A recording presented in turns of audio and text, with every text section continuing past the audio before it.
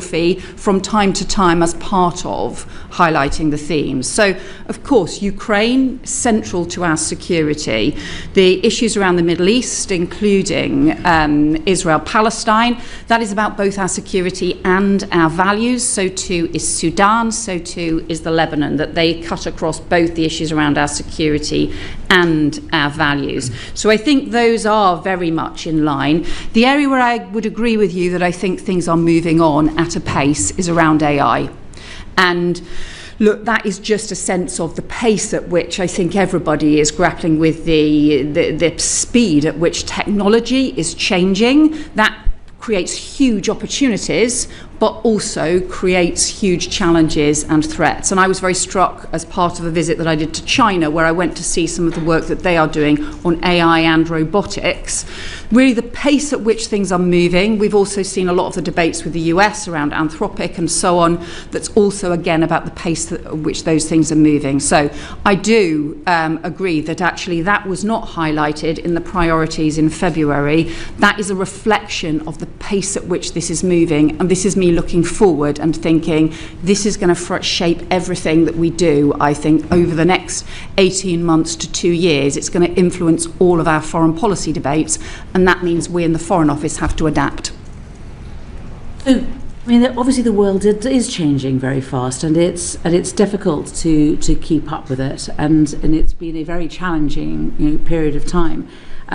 But I think that my concern is that all of these changes are happening, the changes to priorities are happening at a time when the Foreign Office itself is being restructured, and we're going to come back to that later as to whether or not the Foreign Office is restructuring in line with your priorities, and whether it will be in a position to be able to restructure if those priorities needed to change again. Can I take you to what happened yesterday, which with Donald Trump? I mean, so obviously you said that Iran's closure of the Straits of Hormuz is a direct threat to global prosperity, that Iran is trying to hold the global economy hostage, and it's imperative that international law is respected. And obviously yesterday we had Donald Trump saying that he was going to be the guardian of the Straits of Hormuz, and that he was going to charge ships 20% for the privilege of his being the guardian. I mean, what is Britain's reaction to this? How are we going to deal with such a challenge? Well, our position remains that we want to see the Strait of Hormuz fully reopened.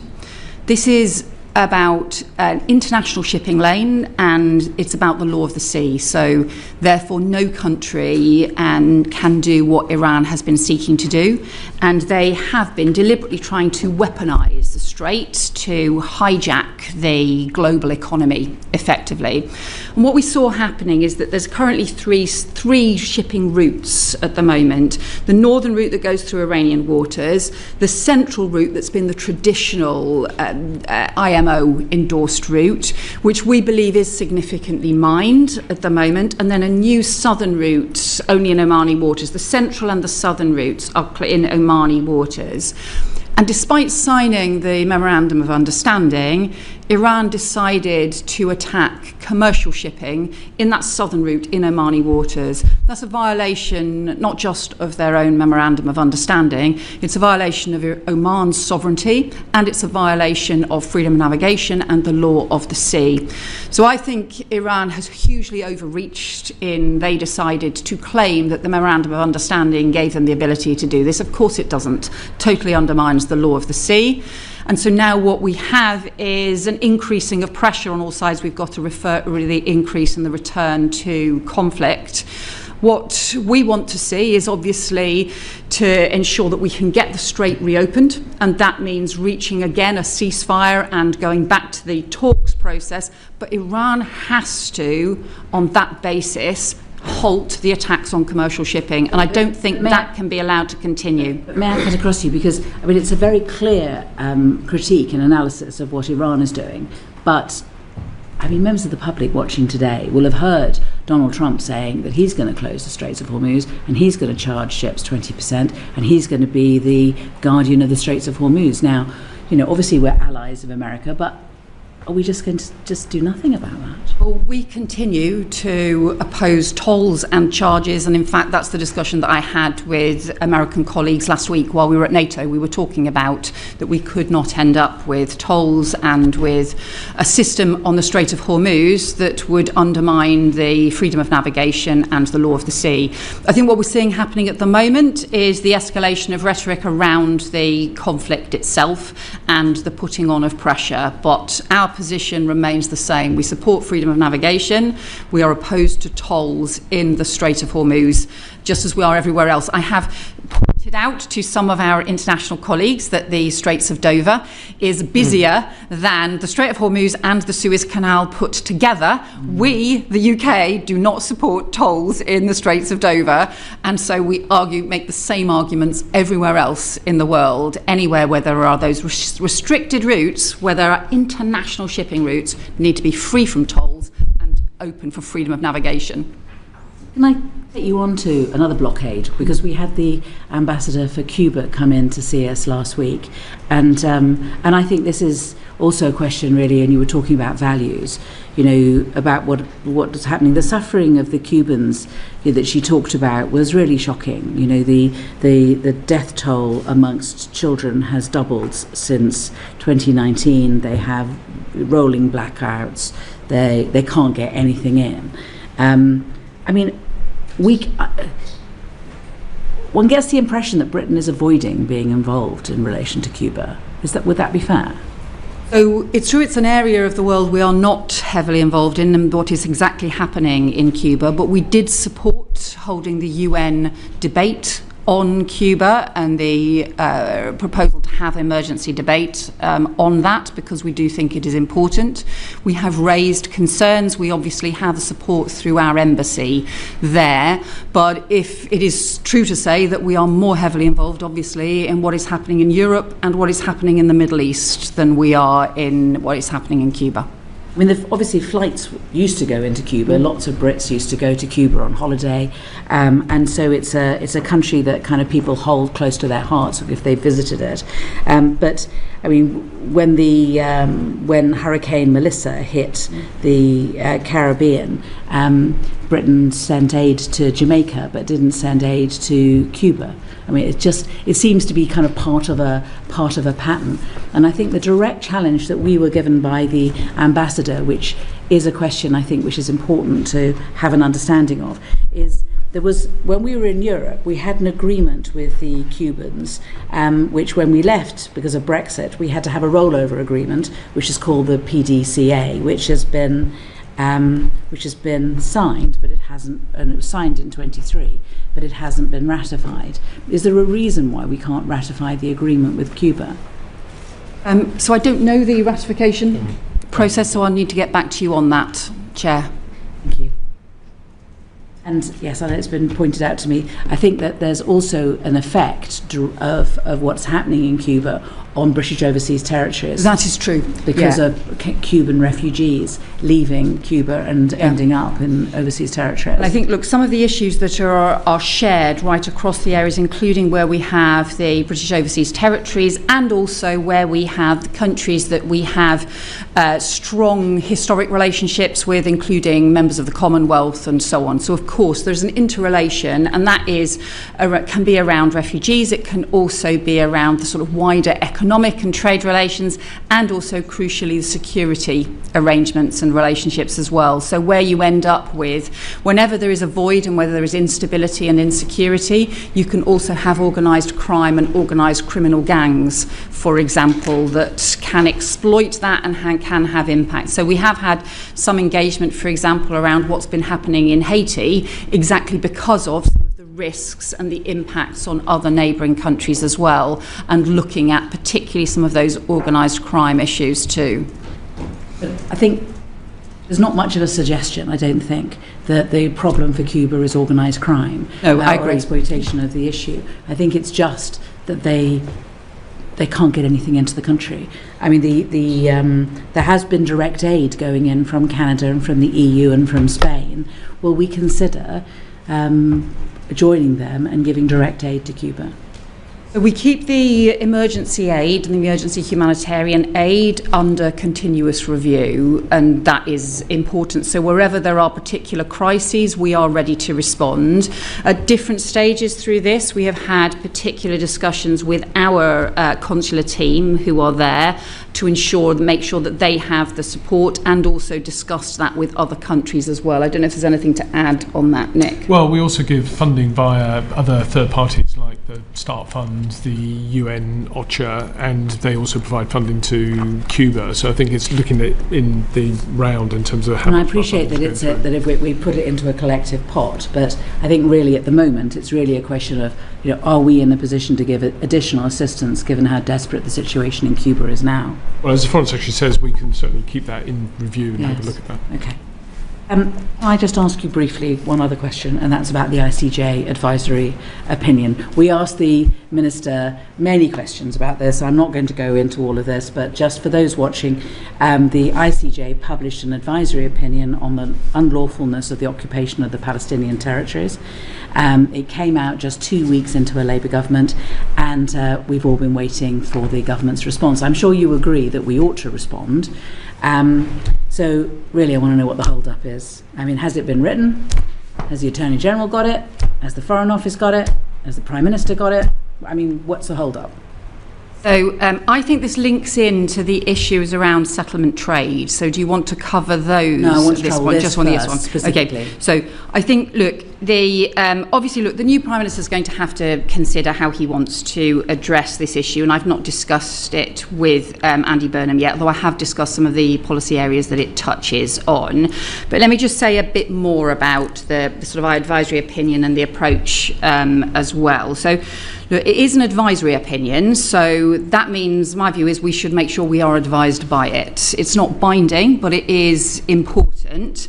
And look, obviously we do have to take our own decisions about how we abide by international law, but we should respect the advisory opinion and also its conclusions as we do so. So I don't think any other nation state has produced a policy document in response to the ICJ, but I think what we have to do is be clear about the way in which we're respecting the advisory opinion and also respecting it in the things that we do. And if you look at some of the key conclusions, that is around the different ways in which the occupied territories and the Green Line Israel should be treated, and about the different ways in which, for example, trade and economic trade should be treated. So that's why I think this goes into some of the things. So look, just in terms of the formal... I'm focusing on a document. Sure. I'm focusing on a response. The ICJ puts out an advisory opinion. I was certainly, I don't think I'm alone, in us expecting there to be a written response. And we've been waiting for that document, and we were wondering what has happened. And 2 years on, nothing. We haven't seen anything, and we want to know where it is. First of all, I mean, is the Foreign Office going to write a response? Has it written a response? Has the Attorney General signed it off? Is the Foreign Office holding it up? Is Number 10 holding it up? So I think there is a question that we don't normally do formal responses to, as in documents or policy documents that set out a response to an advisory opinion report. Successive ministers have said to you, look, we are still considering this, we will respond. And so I think because we have said that, we do need to be clearer with you about the nature of our response. And so that's why I can give you some reflections today, but ultimately the new Prime Minister is going to have to reflect on exactly how he wants to respond to it as well. So that's why I can talk a bit more as and when you want to about some of the issues around the content of the advisory opinion, and then secondly some of the things that I think are the policy issues that flow from it. But just in terms of, we are in a slightly complicated situation at the moment, just because we are in the final week for the Prime Minister and a new Prime Minister beginning next week. And although, as I said, I have managed to talk to Andy Burnham about some of the issues that that we have been working on settlement trade and on sanctions, I haven't managed to talk to him about this issue. And so I understand your frustration on this, but that's why, in terms of he will need to take a view on how we respond. But I am happy to talk to you about some of the content issues, including the way in which we should respond to some of the content in it. So just to be absolutely clear, any impression that we've got that that there was going to be a written response, that there was that our reaction to the ICJ advisory opinion was going to be a substantive document is wrong? I think it's wrong to say there would be a policy document in response, because no nation has done that and we would not normally do that. But in terms of us articulating to you, whether that be orally or whether that be in a written ministerial statement or in writing, I think you have been promised that through an extensive period, and therefore we need to do that. I can give you some reflections that would contribute to that today, because I recognise that you have waited a long time and you have asked these questions over a long period of time.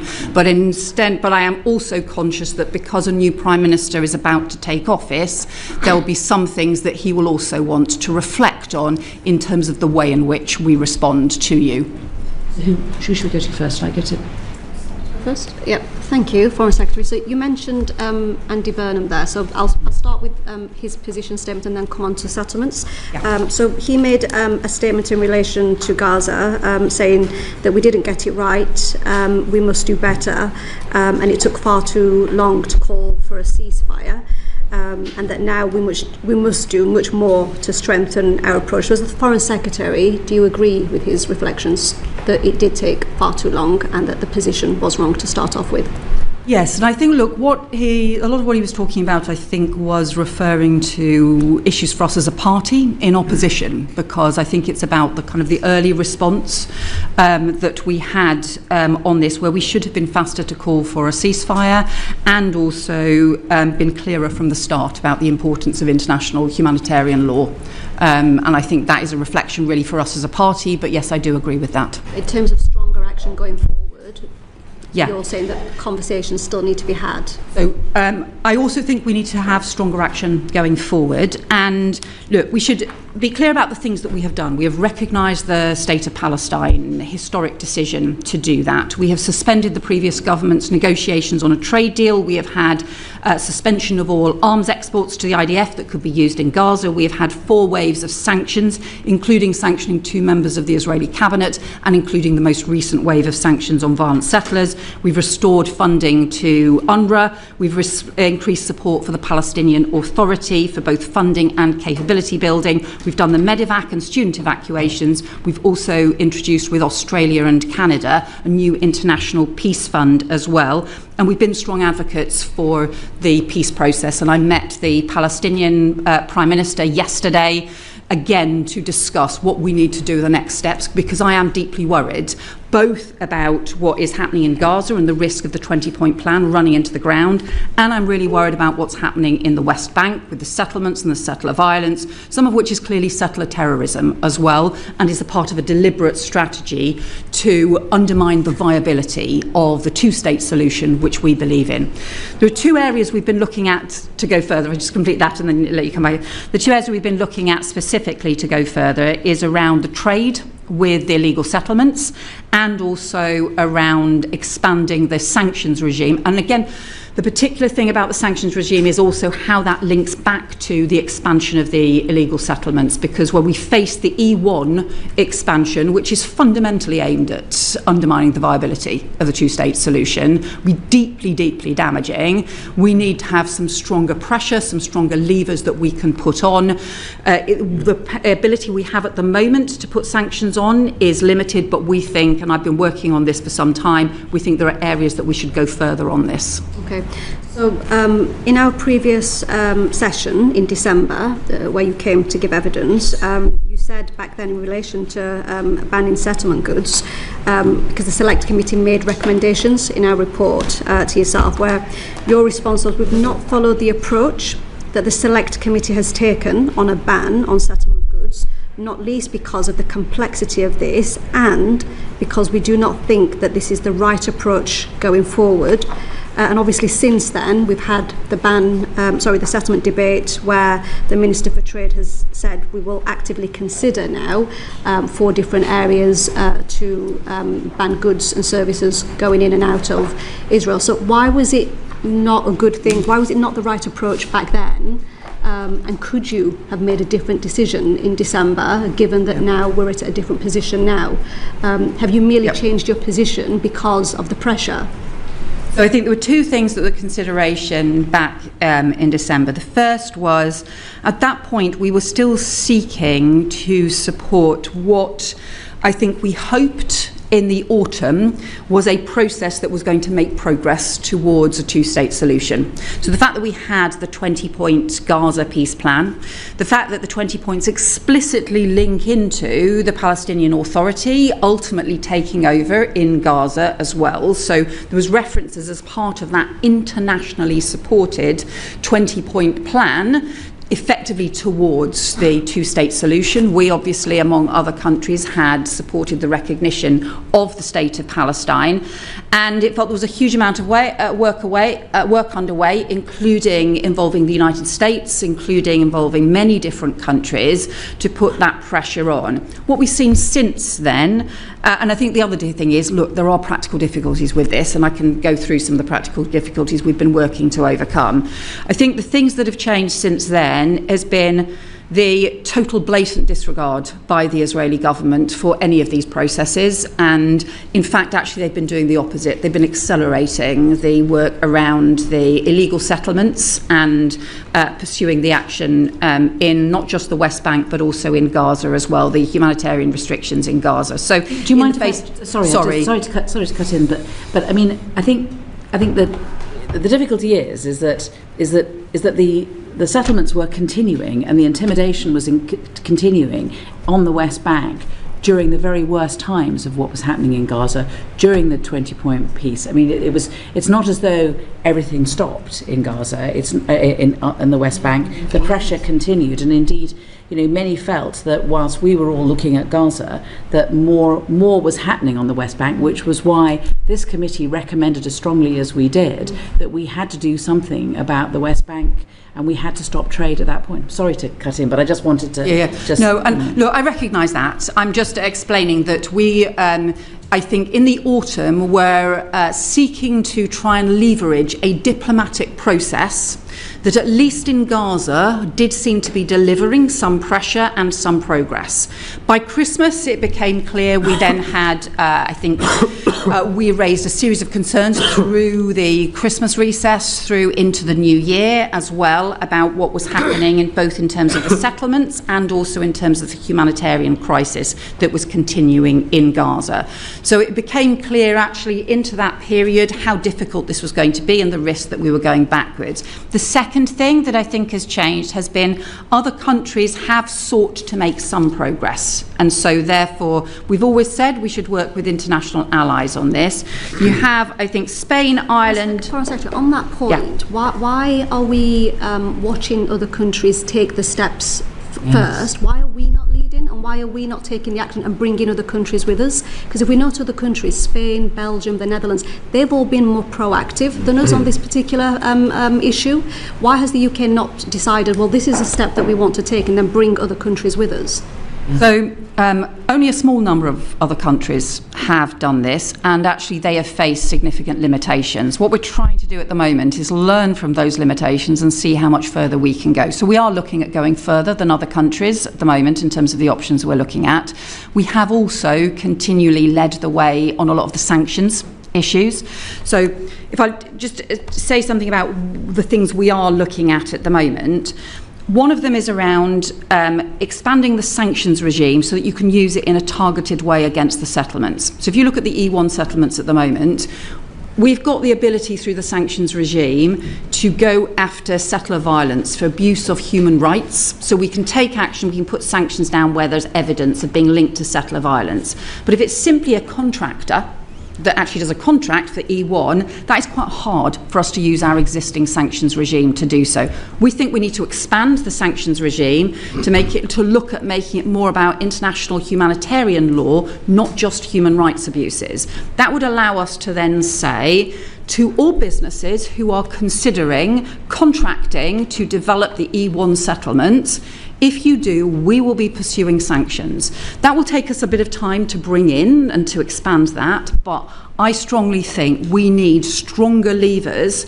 to be able to put pressure on international businesses that are tempted to get involved in the E1 settlements. Those settlements are illegal, they should not be going ahead, and it's not just about short-term illegality, this is about the long-term undermining of the viability of a two-state solution. And so that is the warning I want to be able to give to businesses now. Do not engage with the E1 settlements. We are going to pursue sanctions on that, and we also want to work with other countries to encourage them to do the same.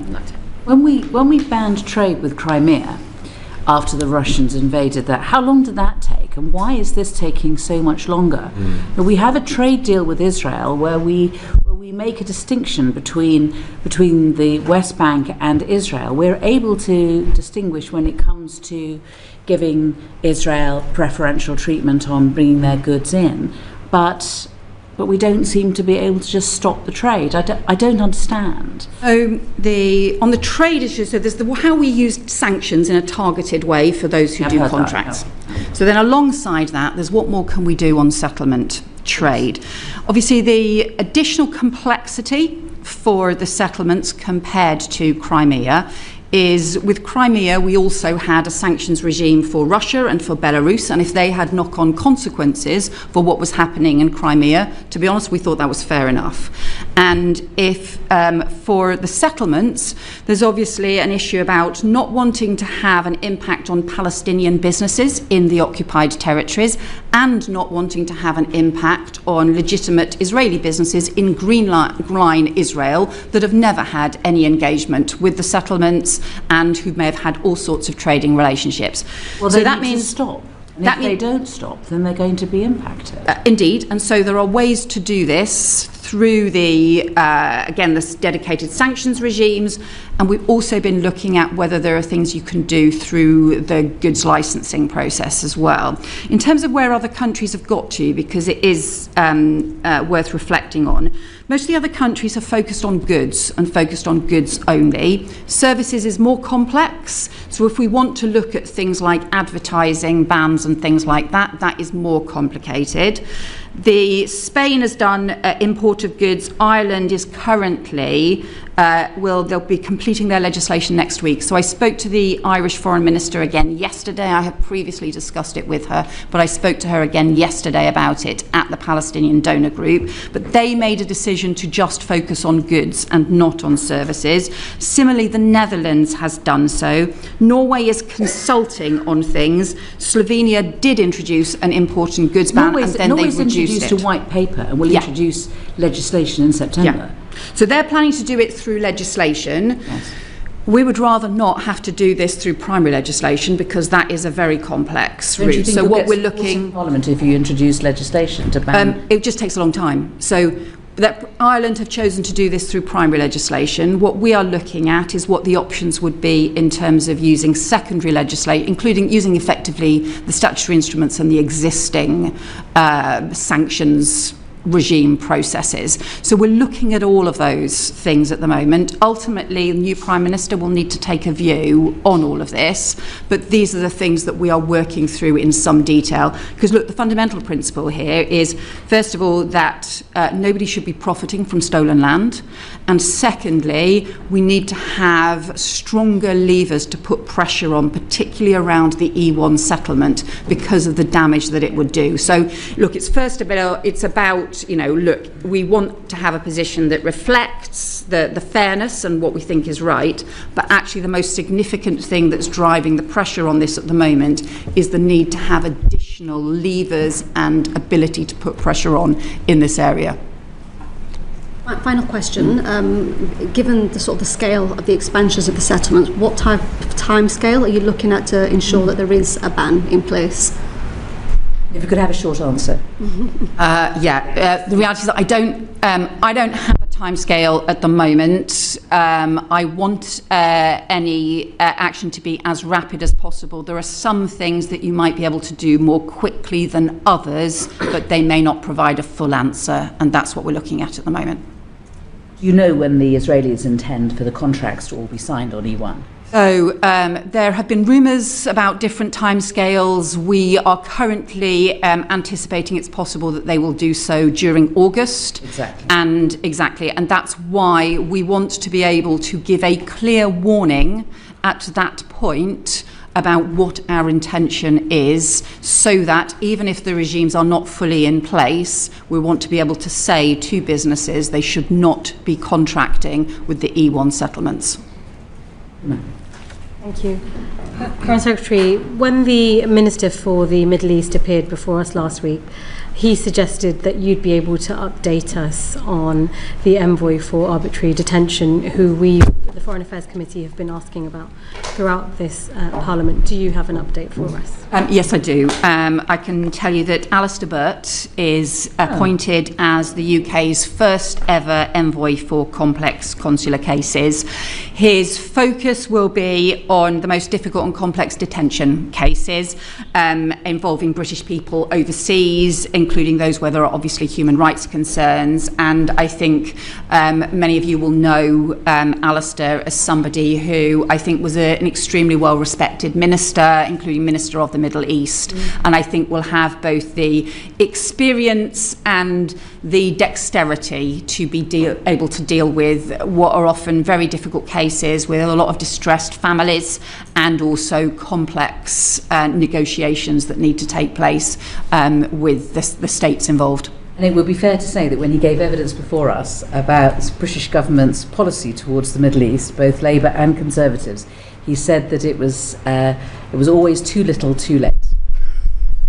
And the good thing about Alistair is that you know that he will always tell us, and he will always be honest about what he thinks, and he will do so in such a diplomatic way that you always think, well, fair point.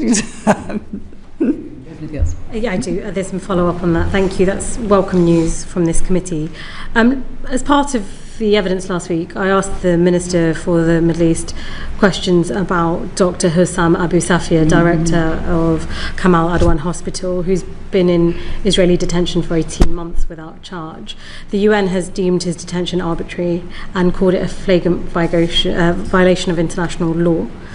Earlier we heard from a quote from you that you said it's imperative international law is respected. Here's a very clear case where it's not. The Minister told us that it's been raised by the FCDO. I wanted to ask you how this has been raised. What have we done?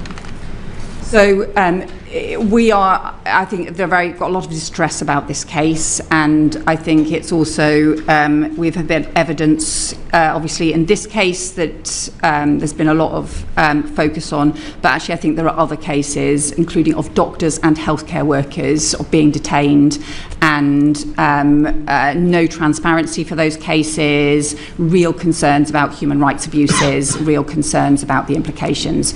So we have raised it. This is something that Hamish Falkland's been pursuing, and that this is something that we will continue to pursue as well.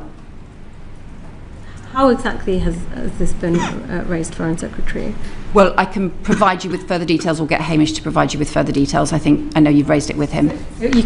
We'd welcome you writing to us. So the Minister told us that questions of specific crimes against doctors or anyone else, it's right that those international mechanisms, or indeed Israel's own accountability mechanisms, take place. The issue is here, the UN have had to wade in on this situation, saying that he is being held without charge and this is a violation of international law. Israel doesn't seem to be listening to anybody on this. His situation is very grave. He may well die in captivity. What do you say to the British people who are looking on at this and wondering, why is this situation being allowed to unfold? I think there is this really serious concern about human rights abuses, and this is a very distressing case, because we know this is somebody who has been a doctor providing medical health care for people as well. And I think it's something that has been raised internationally. Ultimately, ultimately it is the Israeli government that needs to be accountable for the decisions that they have taken. It is one of a whole series of individual cases where there are real concerns about the abuse of human rights law, about the abuses of international humanitarian law in this case. Thank you.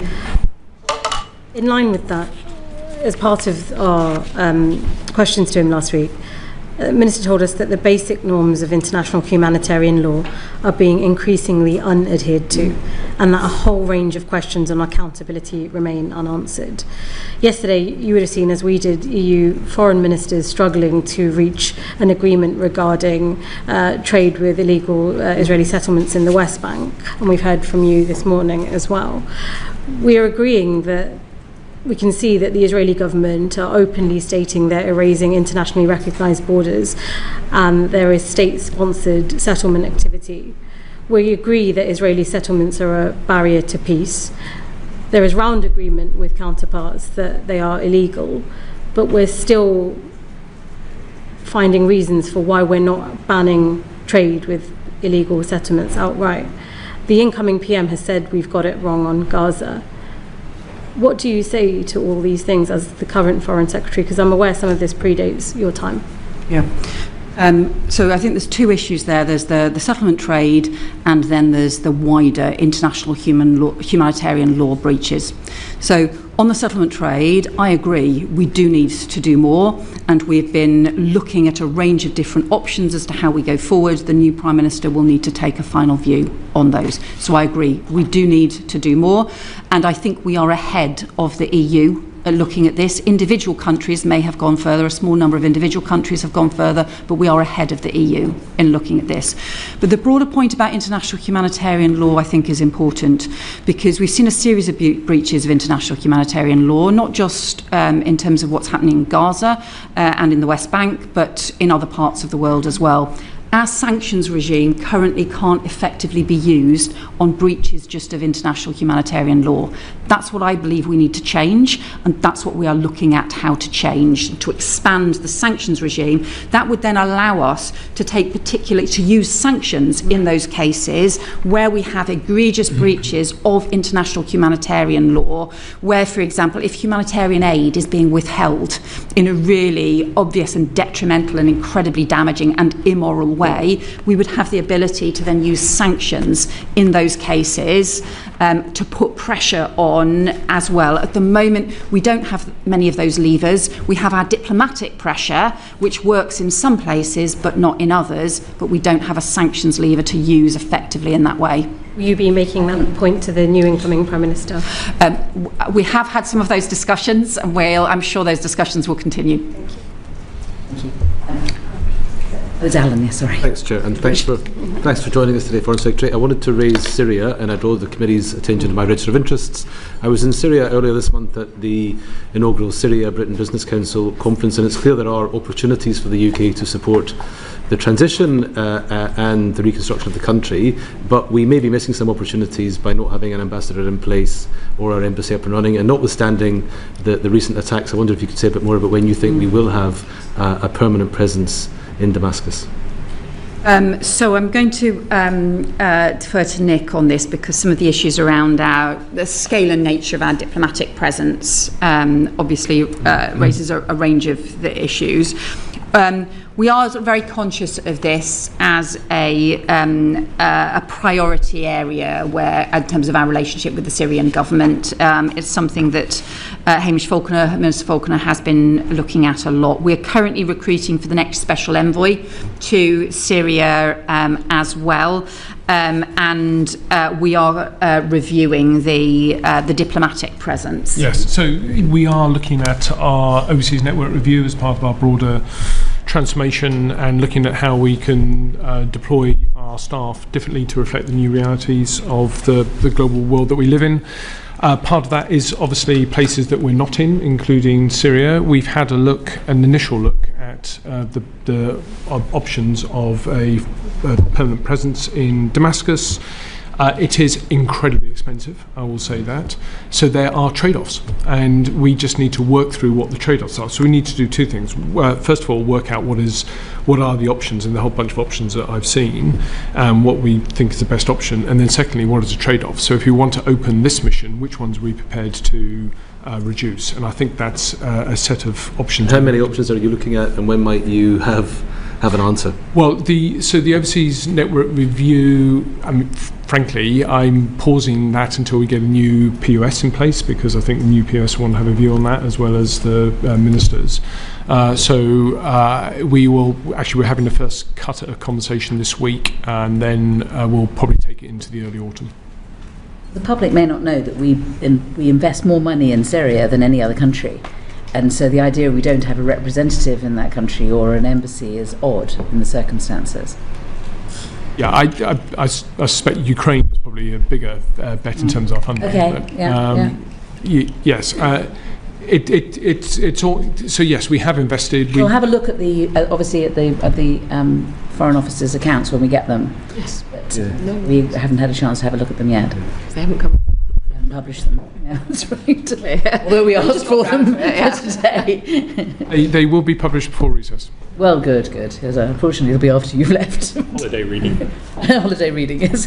But when you come back in September, we'll ask you about them then. Yes, Jim. Richard. Thank you, Chair. And Foreign Secretary, when you were before the committee last December, we talked a little bit about the US national security strategy that had come out the 1 month prior. You'll know very well that the United States talks in that document about helping Europe by, quote, cultivating resistance to Europe's current trajectory within European nations. How have you found that the US has been cultivating resistance to our current trajectory in the time that's elapsed since the last committee meeting with you? So, look, we just had the NATO summit last week. I had very many discussions with Secretary of State Marco Rubio as part of that on a whole range of different issues, which were very positive discussions. And I think the big focus has been how we increase Europe's role within NATO. And I think that's exactly what we've delivered, and working across European countries, strengthening. So the US remains a very important partner in NATO, and the agreement really was about a stronger Europe within a stronger NATO, but Europe has to do much more to carry the weight, in particular in the face of the increased threats. So I think that has been, in my sense, has been the biggest focus from the US on Europe over the last 6 months, has been ensuring that actually Europe does go further. So Europe and Canada together have substantially increased the funding for NATO, for defence as well. And that really has been an agreement, because I do think the reality is we had all relied on the United States for too long, and Europe, including the UK, does need to step up. Thank you. And at the NATO summit at Ankara last week, Trump threatened that Greenland, quote, should be controlled by the United States, not by Denmark. How has this acquisitiveness from the Trump administration in relation to the territory of a NATO ally affected the US-UK relationship? Yeah, so obviously this first became the focus back in the late January, early February of this year. The view we strongly took, and was shared by most of all our European partners as well, was the Greenland is part of Denmark. Greenland's sovereignty, or the part of the Kingdom of Denmark, the sovereignty lies with Greenland and the people of Denmark and the people of Greenland, and it is for them to decide, and for Greenland to decide its future, not for the United States to do so. That's been our strong principle of sovereignty.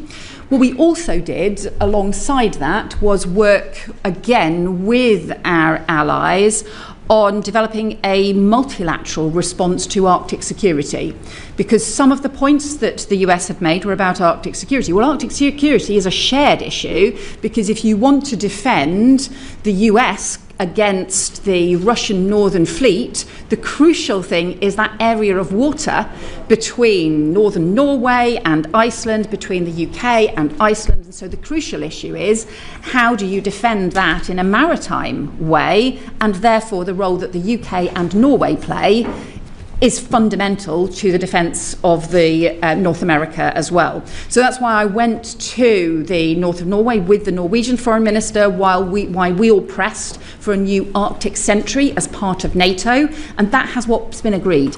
And that's now what is operating. The Carrier Strike Group was operating as part of that very recently. And I think that has been really a combination of us defending principles and also coming up with a practical alternative way forward to stop NATO fracturing, bluntly, and to make sure that we pull NATO together around Arctic security. And part of that sort of effort to pull NATO together, I suppose, might have explained the extension of NATO's nuclear sharing arrangement. So last June, the government announced that the UK would, alongside 7 other NATO countries, would acquire dual capable aircraft capable of carrying nuclear weapons. I understand that we heard last week in a defence written question or answer that the F-35 aircraft won't now be delivered to the UK until the early 2030s. I'm interested in the diplomatic aspects rather than the defence or technical aspects, but why won't the UK be able to acquire those aircraft? Why won't the UK be joining this nuclear mission until the early 2030s? So I'm going to defer to Dan Jarvis and to the Defence Secretary for decisions about the Defence Investment Plan and the priorities and the timescales within it. That's, I think, for them rightly to set out. In terms of the diplomatic issues, I think we've had some very strong, very positive discussions with not just the United States, but more widely with our allies, both about the Defence Investment Plan, but also more widely about our cooperation. I think the UK does more than most countries to put our defence capabilities into NATO and at the to be part of the NATO response, and we do more than a lot of other countries in terms of doing that, and that's what we will always continue to do. So I think we're the 3rd biggest contributor in cash terms to NATO, and our support and our role in NATO will continue to be incredibly important. Thank you, Chair. I think probably the summit in Ankara was a success considering all the problems the Americans suggesting they might cause there compared to everything else. You talked about some of the areas the UK was cooperating with allies to have a stronger Europe inside a stronger NATO. There was a few areas I noticed where the UK wasn't cooperating that we might have done. So the critical raw materials project, the Halo Space Initiative, and the 155mm artillery areas, all things that arguably the UK would have a role to play. I just wondered, in your time at Ankara, what was the discussions around the reason why the UK was not participating in these areas?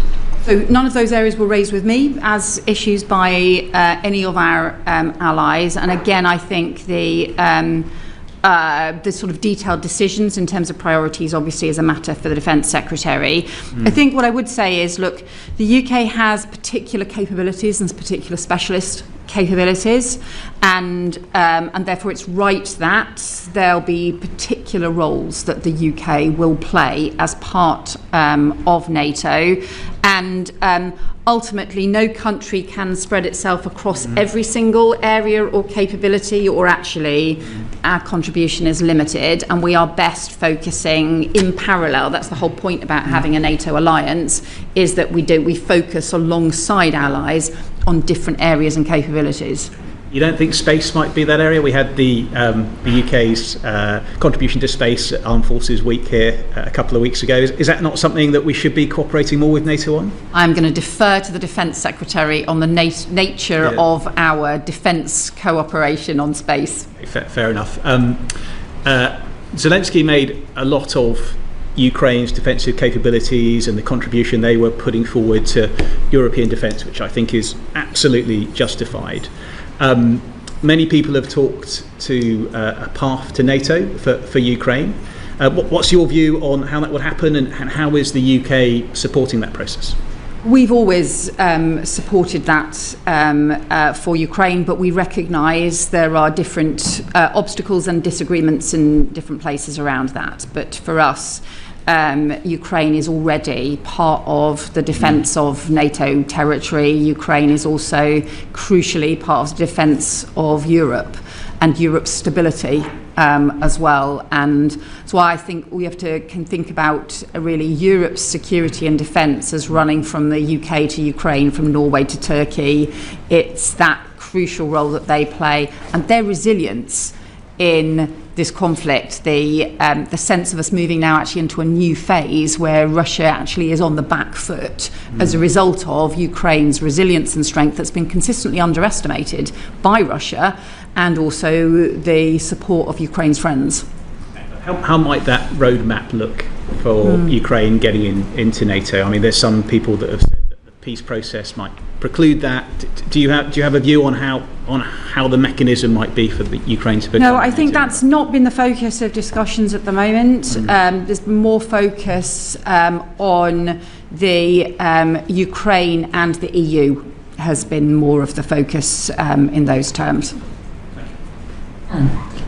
Thanks. You mentioned in your Chatham House speech that we need to build global alliances to strengthen our country's security, and that our national security is linked to our economic security at a time when we're seeing energy weaponised, chokehold and critical minerals. Can you say any more about the kinds of alliances you think we should build, and how the UK can keep the global economy open?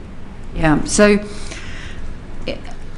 some of the alliances that, the more agile alliances, we have our core alliances, particularly around NATO as well, and our close partnerships. So, for example, the work we do particularly with France and Germany in the E3, but more widely our European cooperation as well.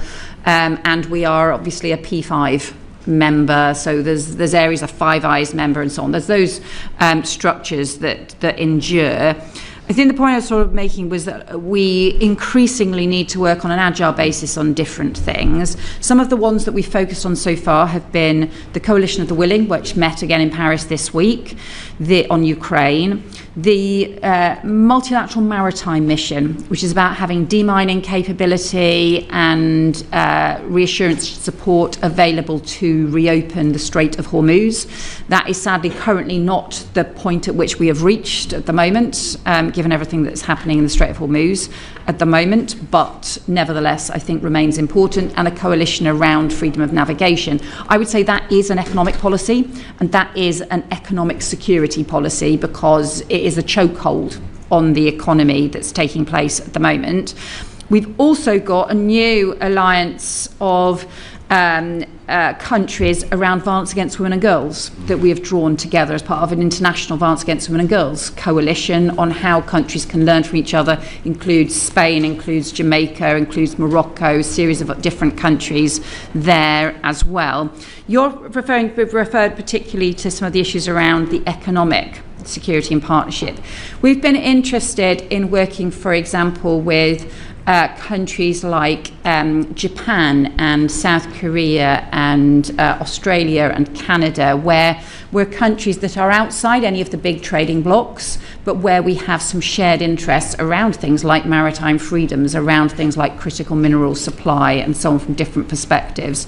So there's different areas I think we can explore and do a lot more in this area. How easy is it to shift resources, even from where you're sitting, to pick up some of those opportunities? So because we have a very effective diplomatic network, actually we can lever our existing diplomatic network and relationships in order to support those things. And ultimately it depends on how intensive you want the collaboration to be and what you want it to do in practice, and how much it's about alignment of things that we're doing already. Thank you, Chair. Thank you. I'm going to ask a couple of questions about conflict resolution and peace building and the changes in the FCDO and where that leaves us with the conflict resolution and peace building at a time when the world is more dangerous, as you know more than most, because you go to many of those areas. But also it seems from the outside as though defence capability is being ratcheted up at the same time as conflict resolution and peace building is being brought down with the cuts. We are flying a bit blind as a committee here because we haven't got the annual report, but there have been some rumours and some reports of what's happening within the department. So the Integrated Security Fund, we know, is being reduced from 965 million to 438 million. The Gender, Peace and Security line from that seems to have been cut. The Western Balkans line, as well as other lines. The Conflict, Security and Monitoring Project has been terminated or moved. The International Humanitarian Law Unit also moved to another team, absorbed into other directorates. It's unclear to me. The conflict prevention and humanitarian policy teams are expected to lose about 20% of their staff. I could go on, but there's a lot of specialist conflict analysis there, but also in-country conflict prevention work. For example, even in Sudan, that seems to be being cut by. So what is your view on where we have conflict resolution and that read across between defence going up but conflict prevention going down? So I'll pass over to Nick in a moment to follow up on some of the just restructuring issues in terms of the Foreign Office. But I think the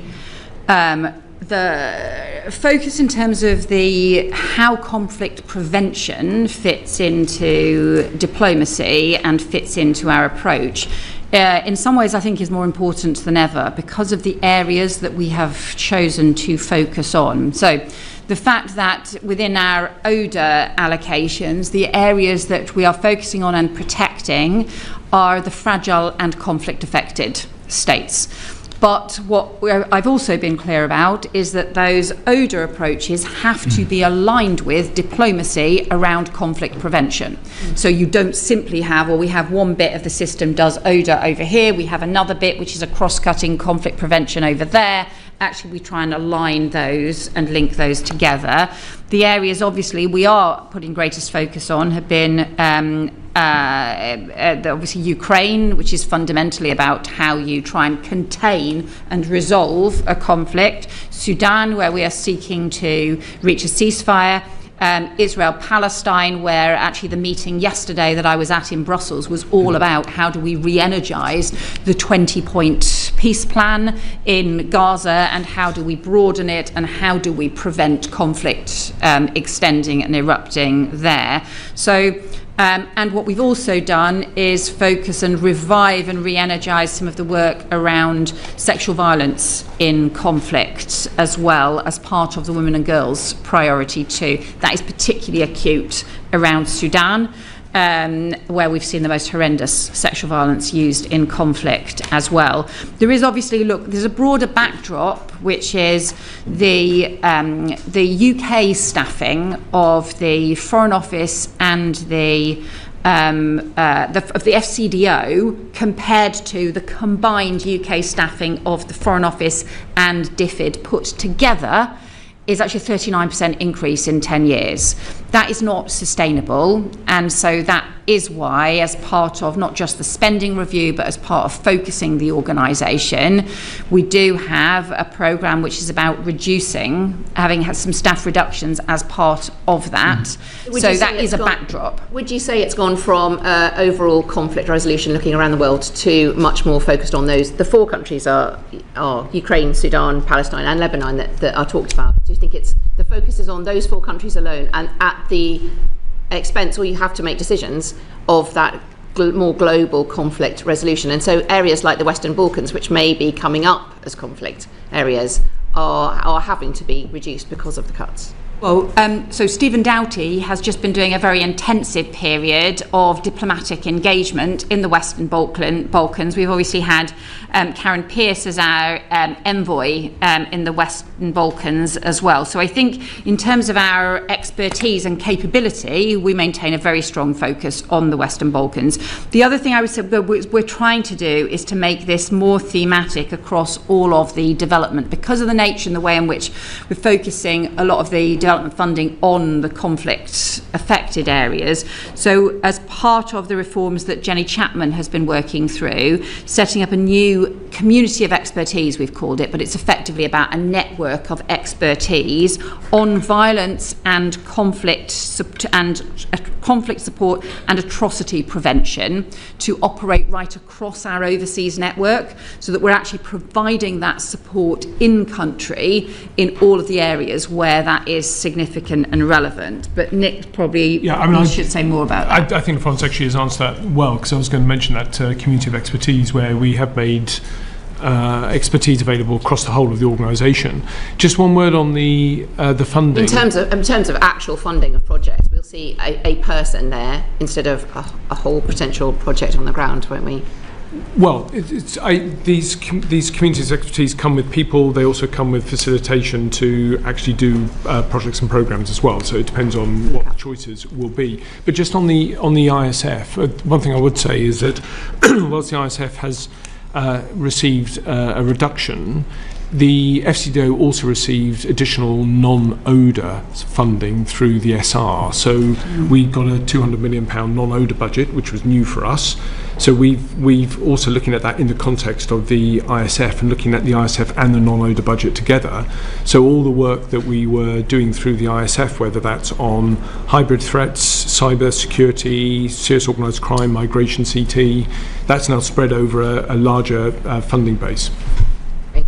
Those lines are in the list I've got for future ISF spending reviews. Well, we'll wait to see in the report on that. My second question is about the G20. So what are you going to be your priority areas for the G20? Will you be including debt cancellation in that, taking forward the work done of partnership from the Global Partnership Conference, and will it include a route back to 0.7 over maybe 10 years? I know it can't get there straight away, but will that increase in ODA be part of the work of the G20? So we have been looking at a range of options for the G20 priorities next year, which does include looking at different forms, reforming finance to make it easier to mobilise, whether it's the World Bank, whether that's about other forms of the Development Bank finance and so on. So some of those finance reforms have definitely been issues that we have been looking at. I would say another area that I've been pushing personally as a priority is to do violence against women and girls as a global issue next year. I think there's a series of ways that we can do that as an international priority. But as you can imagine, G20 priorities is absolutely something that a new Prime Minister is going to have to decide. So I think we're not really able to set that out more broadly at this point. You'd have liked to by now, but thank you. Thanks. Thank you. Just to pick up some of Fleur's points on the ISF and conflict prevention. I mean, you said in the outset, Foreign Secretary, growth, security, and migration were your first three priorities that you mentioned, and obviously conflict has a massively negative effect on each of those. I think Fleur actually outlined some of the concerns that we've got pretty well. So it was just to follow up really.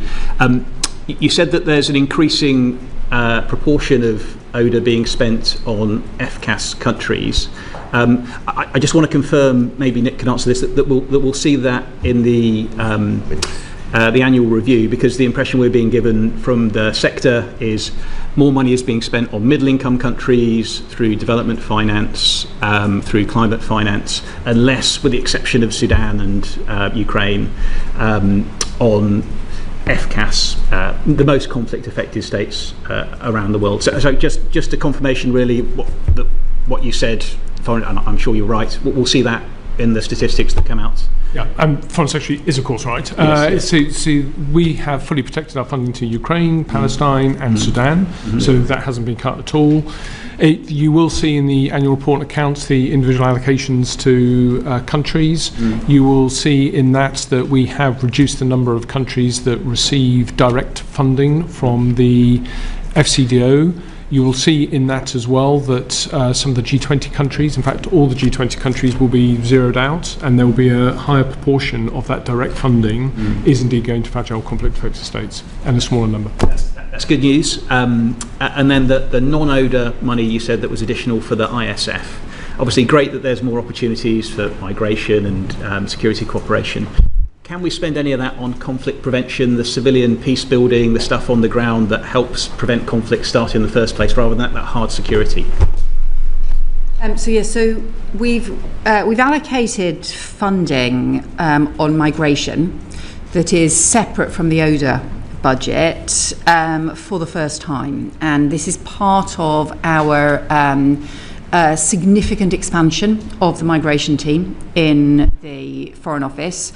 And alongside that, I've been developing effectively a migration discussions with foreign ministers. So very often the issues around migration are simply seen as issues for interior ministers, for Home Office ministers to focus on, whereas actually what we know, if you really want to talk about prevention, if you want to talk about some of the international issues that impact, or support returns agreements, or support diversion, or support for refugees in the region, you need to see this as a foreign policy priority. So that's what we've been doing, and that has helped support increased law enforcement cooperation. It's helped support a big increase in returns arrangements and returns agreements, and also some of the upstream prevention work as well. So that does allow us some flexibility, and this is a developing area of work that we are trying to expand significantly. And that does give us some flexibility to do more of that prevention work where we're clear that it does actually have an impact on migration, because sometimes you can identify projects that look really good, but they don't necessarily have any impact in terms of preventing dangerous journeys. So I really welcome that. Slightly, my question was slightly different. Of course, another great way to prevent migration is to prevent conflict, so fewer people will be fleeing from the conflict. Are we going to see any of that money spent on peace building, mediation, conflict prevention, civilian programs that we've seen in lots of parts of sub-Saharan Africa and the Middle East in the past that have had successes? There is no reason why those who are getting direct program funding for those fragile conflict-affected states can't use it on activities like that if they think that is the best priority and use of the funding. So yes, in terms of the non-ODA and ISF, similarly, as we are working through what the options are in terms of how to spend all that resource, then that would fit very much as one of the options for that funding, yes. Thank you. Afra. Thank you. Foreign Secretary, the Chair at the start asked you about your priorities, and in March this year you wrote to the committee setting those out against the backdrop of what you described as a more volatile, contested and unstable world. I welcome the government's continued support for Ukraine, which has been rightly steadfast, but beyond Ukraine, many would argue that Britain's strategic position has deteriorated rather than strengthened.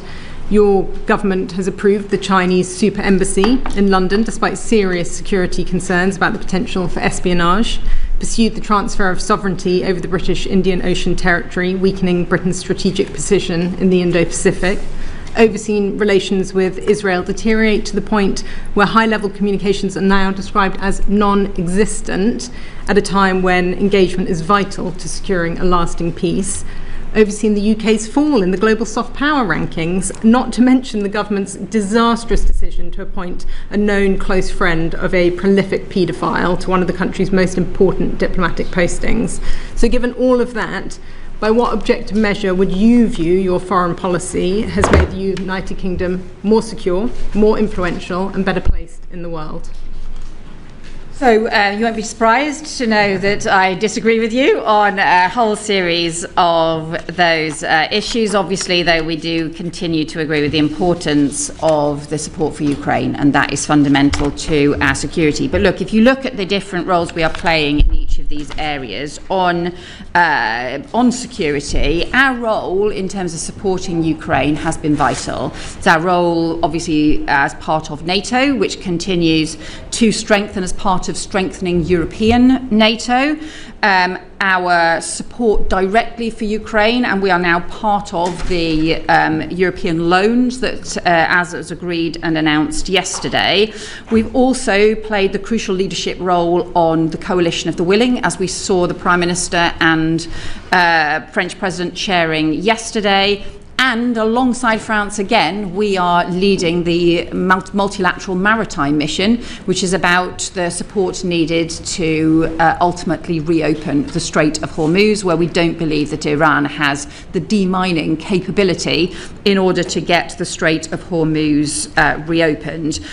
We also have the AUKUS relationship and the strengthening of that, and our work with Australia and the Indo-Pacific, and the strengthening of those relationships. We have played a very important role in helping defend our Gulf partners in the Middle East when they faced attacks from Iran.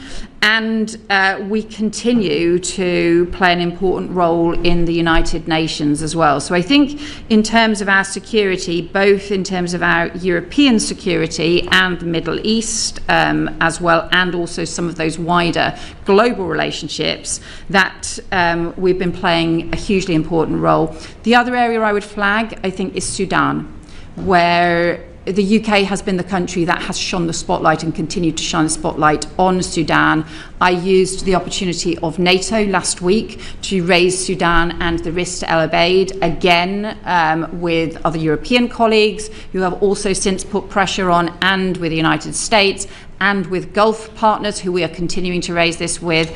And the Prime Minister also raised this with President Trump as well. So we are also playing an important role, I think, there in what is probably the worst humanitarian crisis of the 21st century. Thank you for that, and thank you for raising Sudan. I wanted to pick up specifically on the British Indian Ocean territory. According to the minutes of the Mauritian Cabinet meeting on the 10th of July, the UK has informed the Mauritian government that, and I quote, a new UK Prime Minister was likely to be appointed by the 20th of July 2026, but the UK policy with regard to the Chagos archipelago was unlikely to change. Can you confirm that the new Prime Minister does indeed intend to continue the deal on the terms agreed by the Starmer government, including the roughly £35 billion cost to the British taxpayer? And can you clarify whether this assertion made by the FCDO to the government of Mauritius was based off access talks that the next Prime Minister has been involved in? Yeah, I think, look, all of your figures are not right, and look, this has been a long, ongoing discussion. Look, let's go back to what the issues are with the Chagos Islands. The important issue is that we can on time, yeah. And I think all of us here know the issues, but what I'm really keen to understand is whether the bill is intended to be brought back by the new Prime Minister in the same form, and whether he's been involved in these talks with the Mauritian government. That's a matter for the new Prime Minister. He will set out his position. It's not an issue that I have discussed with them. The fundamental issue here is how we make sure that the capabilities around Diego Garcia, the capabilities that we have and the basing that we have is protected, and its security is protected, including from threats, whether that be security issues around China, whether that be security issues more widely. The important thing is the security is protected. We set out as part of that a treaty that would be the effective way to do that. It's currently something that we are continuing to discuss with the United States. So those discussions will continue, and the new Prime Minister will take a view on those discussions. You're not aware whether the assertion made by the FCDO came I don't think that's an accurate description of the discussions that took place. Okay. I think that, so I think you've got different inaccurate on that point, reports. and imagining that what your answer is probably going to be to this as well, but I just want to check whether you're aware whether the US administration has been engaged with by the new incoming Prime Minister in terms of the Chagos deal. Not that I am aware of at all. And just on Chagos as well, can you confirm whether Mauritius is going to receive any of the money that was pledged in the government's treaty this year, even if the legislation hasn't been passed in the UK Parliament to implement the treaty? Look, we are currently having discussions both with the US and with Mauritius, and we said that we wanted the US agreement to the approach because, of course, that this is about shared capabilities that we have. We have set out what we believe to be a sensible way to address the security risks and the legal risks to the base. There's no getting around what those security challenges are, and we have a responsibility to ensure that the security there is protected. We'll continue to work with both the US and with Mauritius, but this issue is not yet resolved. So it's possible that money may be passed over in the budget, even if it doesn't go through? We haven't set out any proposals for that. The issue is not yet resolved. Those discussions are continuing. Just moving on to a totally different topic, you'll be relieved to know. As you know, yesterday the Home Secretary took steps to close legal loopholes so that the leader of the Rochdale grooming gang, Shabir Ahmed, a vile individual guilty of horrendous crimes of exploiting, raping, abusing young girls, can be deported to Pakistan. Despite being stripped of his British citizenship in 2016, media reports are suggesting that Pakistan is refusing to accept Ahmed and is demanding the extradition of 2 political dissidents from the UK in order to do so. I just wondered what conversations you might have had with your counterpart in Pakistan and what steps the Foreign Office is taking to ensure that Shabir Ahmed will be deported. Yeah, I mean, this individual should not be in the United Kingdom. He should be deported. He has no right to be in the United Kingdom. So I strongly support the action that the Home Secretary is taking. Look, this is something we have repeatedly raised with Pakistan and will continue to raise with Pakistan. And it's not just this individual case. There are a small number of similar cases where we also believe that these individuals have no right to be in the United Kingdom and should be returned to Pakistan. Those discussions will continue and because we think ultimately the rules should be enforced. So on that point, in the Home Secretary's speech in the House yesterday, she did say that the Foreign Secretary and I will continue to work on all avenues to pursue a deportation. Do you agree with the Shadow Home Secretary that if a country refuses to take back a convicted criminal, they should face visa sanctions? We've already taken some strong measures and increased the number of foreign criminals that are being returned as a result. So there's been a significant increase in foreign criminals returned over the last 2 years. We've also taken action, including around some visa measures and so on, which have also prevented some of the abuse of the system as well. So we've seen a reduction in abuse in certain areas and from certain countries as a result of taking measures around visas or as a result of the negotiations which have included covering those things, and we've also secured an increasing numbers of returns agreements. You'll understand why I'm not going to go into the sort of detail in terms of discussions with individual countries, but in terms of the broad point, do we believe that all possible levers should be looked at in order to ensure that the immigration system has credibility and that the rules can be enforced? Yes, we do. Thank you. Thank you, Chair. Foreign Secretary, can I turn to Russia, which has been described as the most serious threat that this country faces, and where we know there has been a steady stream of attacks in the form of sabotage, assassination squads, the attacks on the Prime Minister's own house, cybersecurity, and every other lever, including disinformation. At the same time, British citizens continue to go to Russia and Russian citizens come here. British businesses are doing business in Russia, and Russia seems to be gradually being included once again in international and sporting and cultural events. So what is our strategy towards Russia? So we work very closely with our NATO allies and also particularly with E3 as part of the E3 countries and also some of our E5. So in other words, the France, Germany, Italy, Poland. We have very many discussions about the approach to Russia.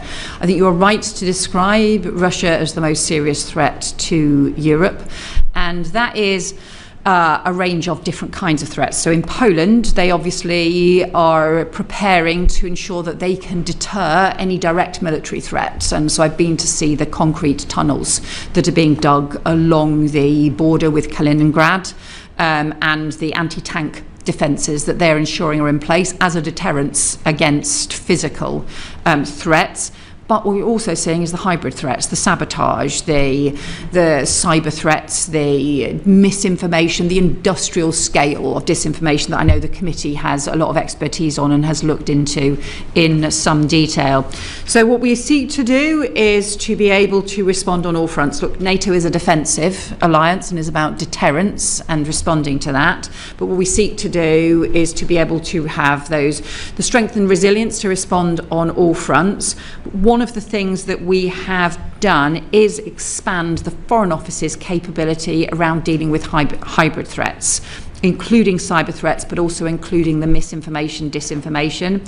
So we are increasingly using sanctions to go after the disinformation factories, the Russian disinformation factories, and some of those things which are about destabilizing democracies, as well as about some of the more physical, tangible threats that we deal with. So we're expanding that. We're working with allies on making sure we've got those shared capabilities to respond as well. And then beyond that, a lot of the thinking in terms of the strategy is, of course, linked in with the response and the support for Ukraine and how we seek to bring the Ukraine conflict to a just and lasting peace that the Ukrainians want. And you yesterday announced another package of sanctions, Yes. including specifically aimed at those responsible for cyber attacks and disinformation. But in other countries, you mentioned Poland and particularly the Baltic states, they are raising awareness of their citizens that they are facing an actual threat. Do you not think that we need to do more to make British citizens aware of the scale of the threat that is now posed to the whole of Europe? So I think this is a really good point, and it's something that I've been reflecting on, because what is really striking in Poland is how much they feel the sense of the sort of sense of society-wide sense of needing to ensure their strength and resilience and their defences against the threat from Russia. That is also very clearly the case in Scandinavian countries, in places like Finland and Sweden. Again, some of this is about history, because obviously it's a key issue for the Baltic states as well.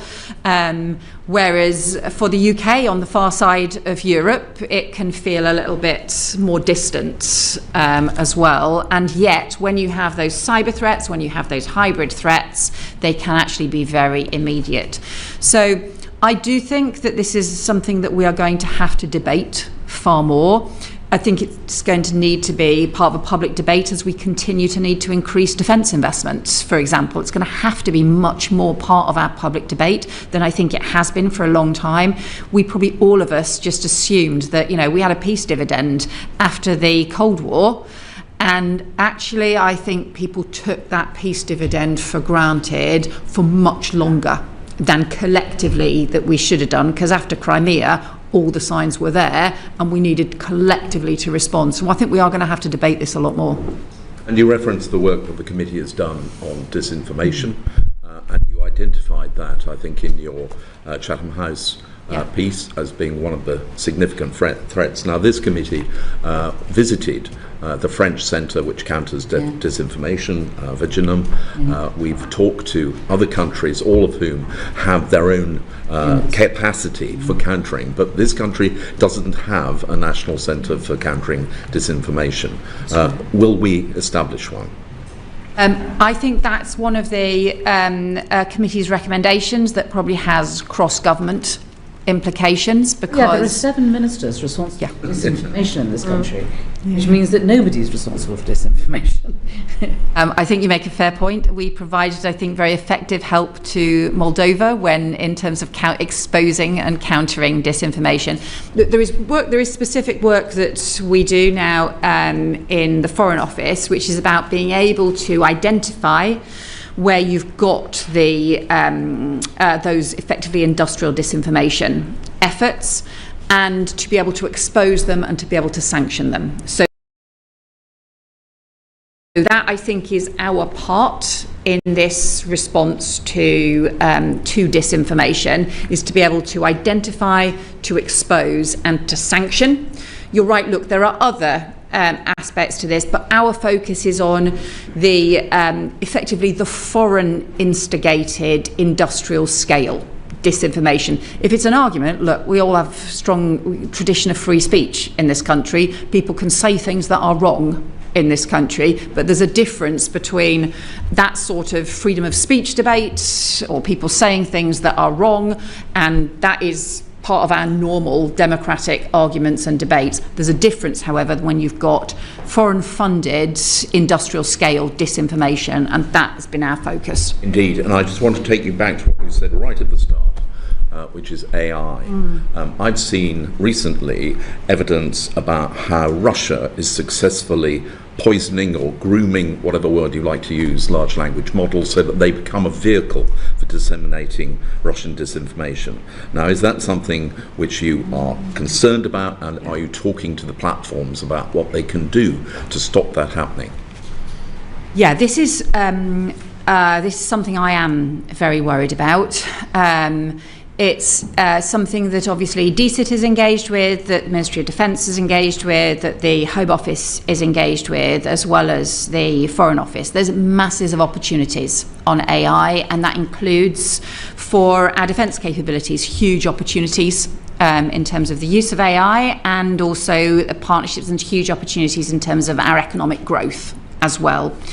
But the point that I made in the essays, it seems to me that this is analogous to the debates 70 years ago around nuclear safety, because at that time, look, you have nuclear capability, you have abilities to use this as part of nuclear energy and for nuclear power in ways that are safe, but also huge threats and risks, particularly if malign actors or terrorists or extremists can get hold of nuclear material. As a result of that, we developed the international agreement, effectively international consensus around standards, around guardrails and so on. And look, some of what drove that was everybody's understanding of the toxic threat because of the experience of Hiroshima, and recognising therefore what would happen if that capability reached the wrong hands. But you can see similar issues now on AI, and yet we've got parallel discussions going on about standards and safety. We don't have a proper sort of global engagement. We don't have a proper engagement taking place between the biggest powers, particularly that involves the US and China, but also the UK as a third capability power, and also because actually of the work Rishi Sunak did, having the expertise around AI safety as well that we have continued to build on. So therefore my argument is we should take a parallel, similar approach to learning from the experience around nuclear safety. We should be looking to develop global standards and a global debate about what the safeguards need to be. Thank you. Foreign Secretary, you said a moment ago, you made a distinction between the hybrid threats and physical, tangible threats. And I'm not asking you to speak about information that is classified and that you cannot speak about, but I'm curious about the Prime Minister who said on the 5th of June, it is our intelligence assessment and the assessment of other countries in NATO that there could be an attack by Russia on NATO as soon as 2030. Are you able to at least sort of say whether he was talking about some of these hybrid attacks of the sort that, frankly, some are already with us, or whether he was talking about the physical, kinetic, tangible attacks? I think NATO increasingly has to assess all those kinds of threats.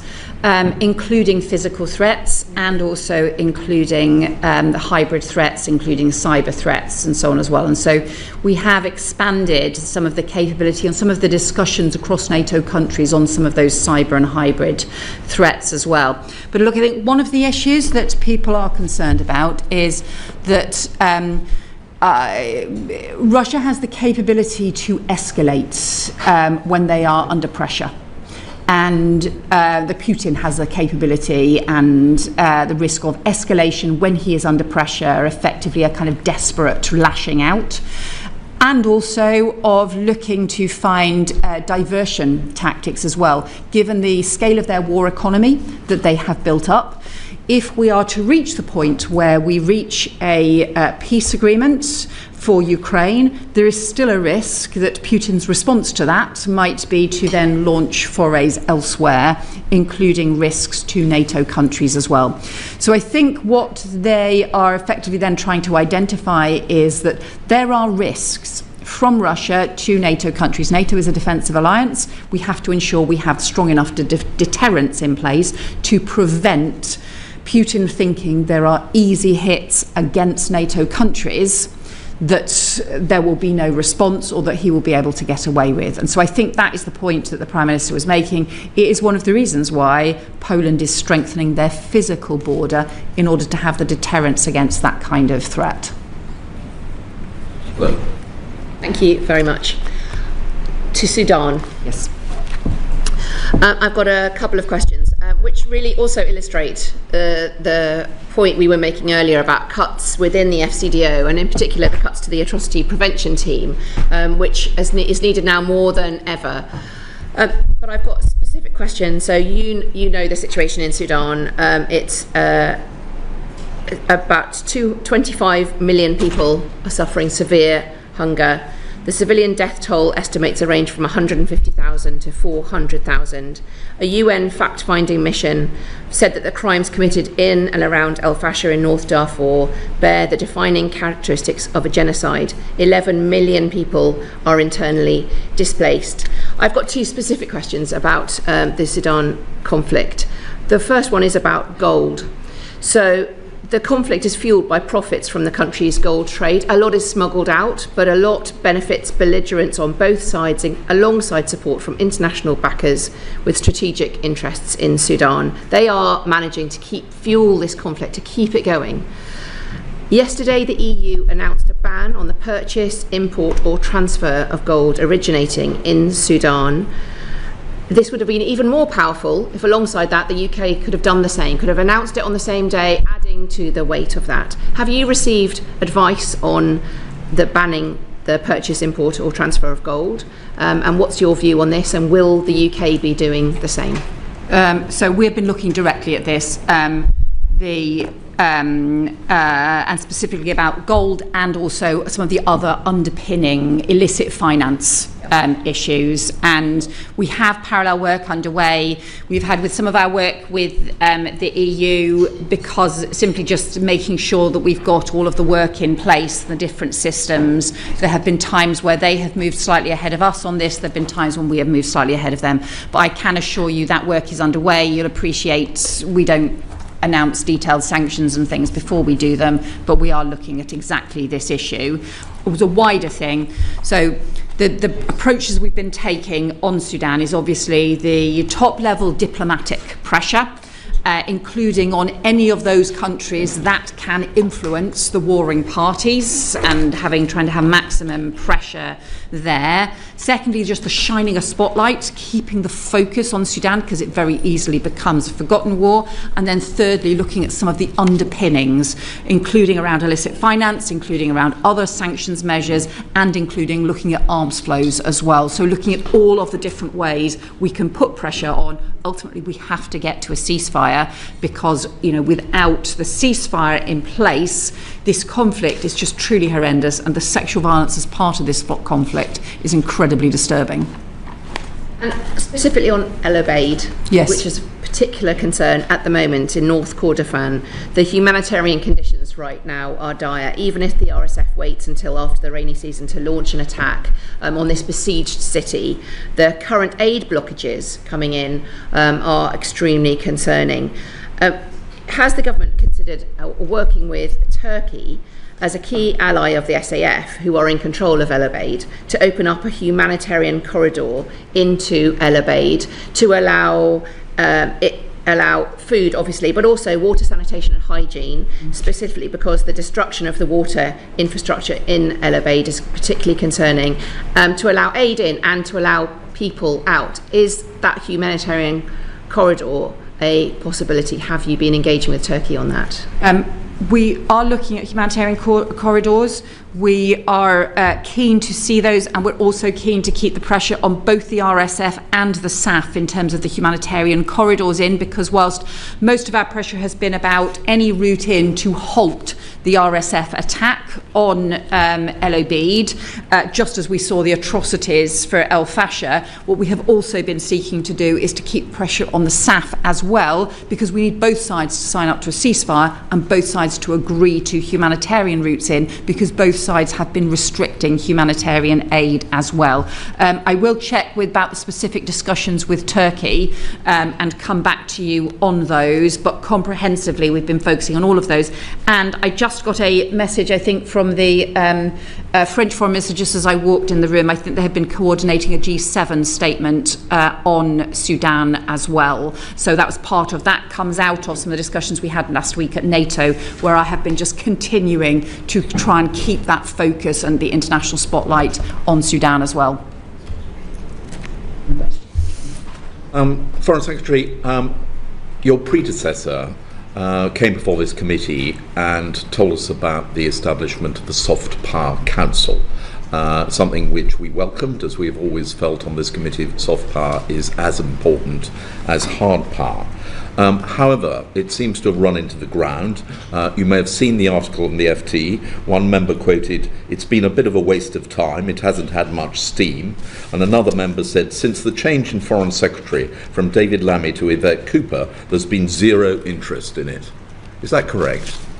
So Chris Elmore has been taking forward some detailed work with the Soft Power Council. I think we would agree that in terms of the first year focus has ended up being too broad, and what we actually need to now focus on is very practical deliveries for the Soft Power Council, because look, the reality is we have our soft power spread across a whole series of institutions that deliver things, including the British Council, including our universities, actually our Premier League, and our diplomatic network right across the world. And so what we really need to do is to have the Soft Power Council focused on what the added value can be and what the particular things it can focus on and can deliver. And so that is what Chris has now been doing, is now starting to work with them in more detail on some actually specific projects, specific things that they can focus on and deliver. I mean, part of the reason for the disappointment is, I think, the fact that you haven't actually been to a meeting of the Soft Power Council. Are you intending to go to one? Yes, they've had two meetings since I was appointed. The first, unfortunately, that I was due to go to was at the time, I think it was the time the Iran conflict broke out. The second one has been more recently, that Chris has had the more focused, detailed discussions with them on, right, let's try and refocus around some tangible outcomes, but I'm sure I will do so. And another area in which Britain took a lead, very much to our welcome by this committee, was the taking back of the chair of the Media Freedom Coalition. However, since that happened, all we've seen actually is a withdrawal of support for independent media organisations as a result of the cuts in the Foreign Office budget. So what are we actually doing to champion media freedom? We are part of that coalition, and we are co-chair, as you've rightly said, with Finland. And it's why we have also raised the issues around, and it's why it's been part of our concern, for example, that we do not have journalists able to get into somewhere like Gaza and able to provide reporting there as well. But the actual actions that the UK could be taking, and the high-level panel made a number of recommendations, such as giving greater consular support, giving emergency visa visas to journalists who are under pressure, imposing sanctions targeted on people who are repressing journalism. None of those things have happened. And as I say, we are seeing media freedom in decline across the world, and yet we are withdrawing our support rather than increasing it. So I think if by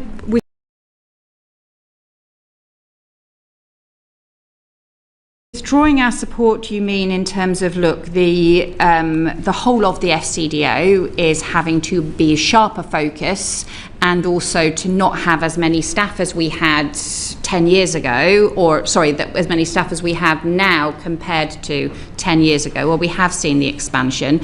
That is the case across every area. That doesn't mean to say that we are reducing the focus in terms of things that we do.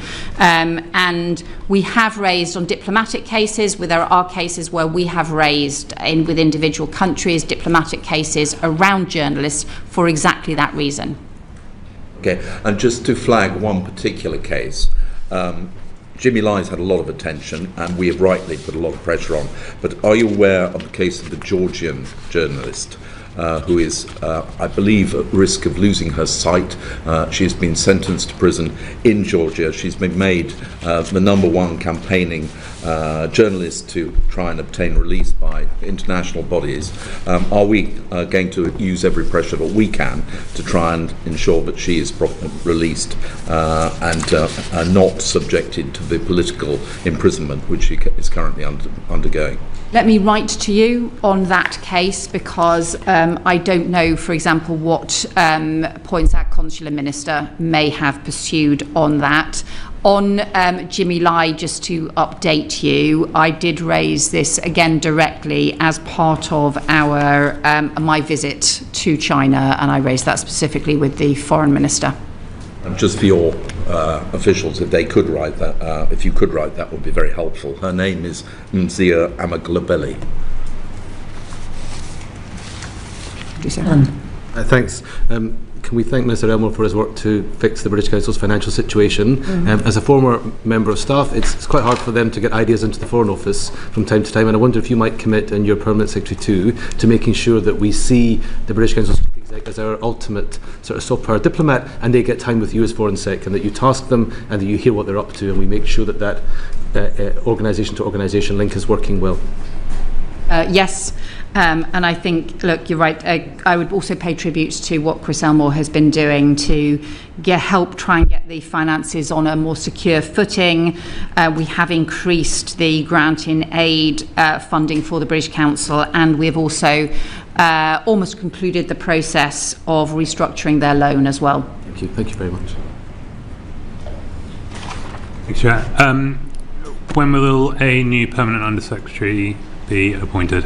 That process is underway at the moment, so we are part way through the process. We've had the applications. We are it is in process.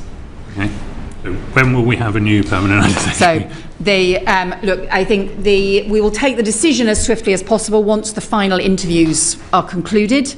In terms of how long it then takes for the individual to then take up post will partly depend on what post they are currently doing and what that transition will be. But look, we want to have the new POS in place as rapidly as possible. I will pay tribute to Nick, who has done such an important job in terms of continuing to lead the organisation in the meantime.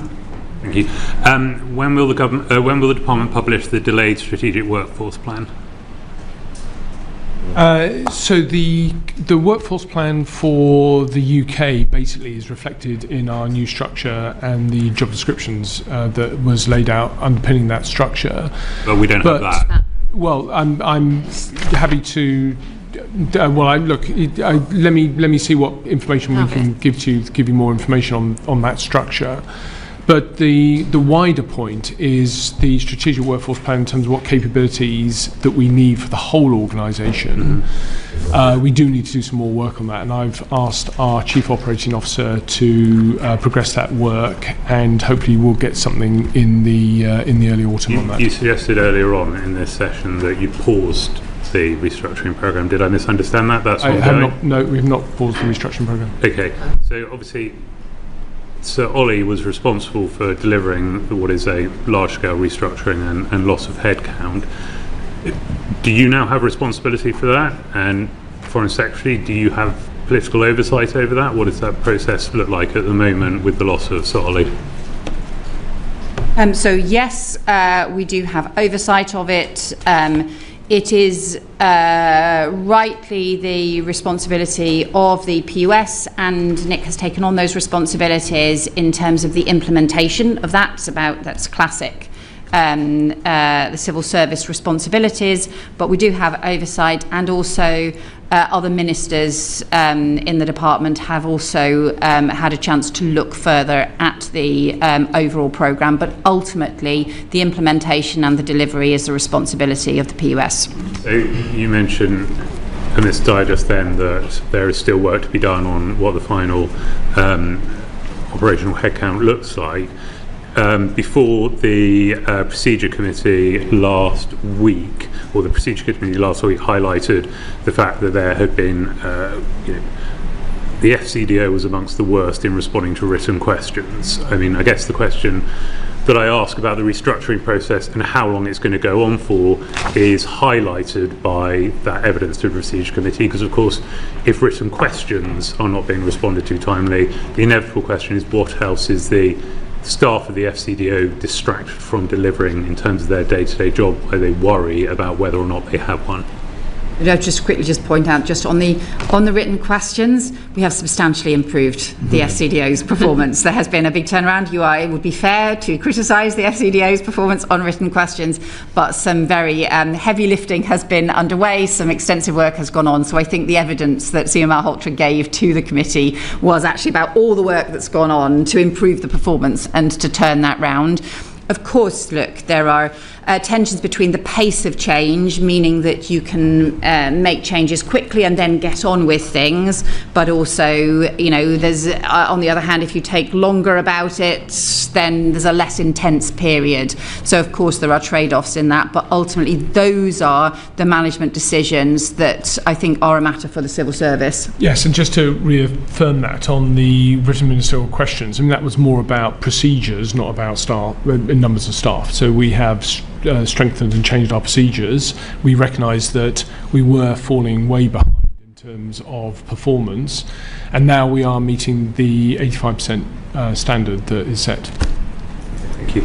In order to fund the Defence Investment Plan, the government announced a 1% capital budget cuts across all departments, implying an overall 111 million FCDO cut until 2030. So what are you having to cut? We protected ODA in that, so ODA was not covered in the in this round. Obviously, ODA had already taken a reduction as part of the previous things. So, in terms of this decision, ODA was protected. But yeah, so it's less than 10% of that figure, the actual cut. So it's about £5 to £8 million a year as the cut that we are facing as part of the Defence Investment Plan. We think that's manageable.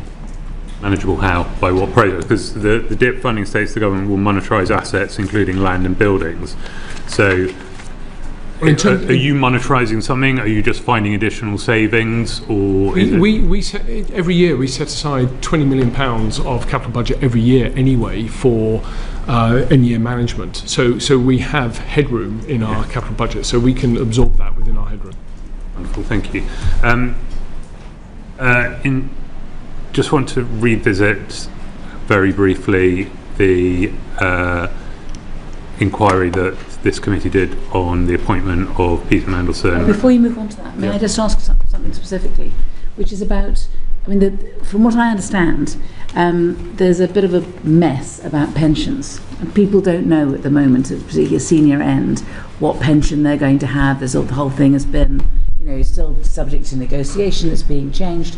And so is it not right that senior people who are considering redundancy are essentially on gardening leave in the Foreign Office whilst whilst their pensions are being sorted out, and they can work out how much redundancy they're going to get and how they can put that into their pension and when they can start. So there's these major changes going on. People are trying to make kind of overall decisions, but they can't because of the mess that the pensions are in. Is that, do you recognise that? It very much depends on which type of scheme they are using to leave the FCDO. So we have actually 3 redundancy schemes ongoing at the moment: a voluntary exit scheme, a voluntary redundancy scheme, and a discretionary exit scheme. Yes. Under the discretionary exit scheme, we agreed a special arrangement so that we could work out the payment ourselves within the FCDO. We didn't have to rely on Capita.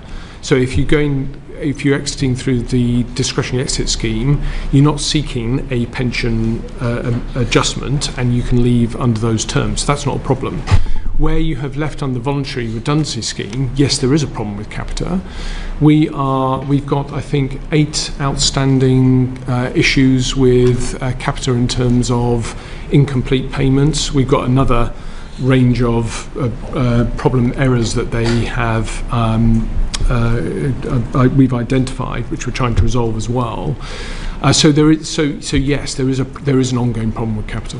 And so obviously in those cases, instead of the Foreign Office saving money, the public is spending money on people who aren't working for the Foreign Office but are on a full wage. So there are things that we can do in terms of offering people sort of partial payment to exit whilst waiting for the final figures from Capita. So some people could exit under those terms, but it's on a case-by-case basis, and we're having individual conversations with individual people about those circumstances.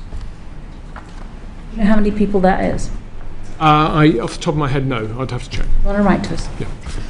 Sorry, that's right. Foreign Secretary, sorry. The Foreign Affairs Committee did an inquiry into the appointment of Peter Mandelson as His Majesty's Ambassador to Washington. In evidence to this committee, so Ollie Robbins told us that he'd been asked to find a job for Matthew Doyle and was told not to tell ministers. I was wondering what your view was on the appropriateness of that. I was appalled by it. Okay. Thank you. Have you taken any steps to ensure that such circumstances can't happen again? I think everybody in the Foreign Office is very clear of my view on this. In our report, which we have published, but I accept you will not have had time to respond to yet, and although we look forward to your response to our recommendations, but I am eager to hear whether or not you have a view on the committee's recommendation that in the case of political appointments to heads of missions roles, this committee should be guaranteed a pre-appointment scrutiny session with that appointee and should have a veto to avoid a repeat of what we saw in this instance.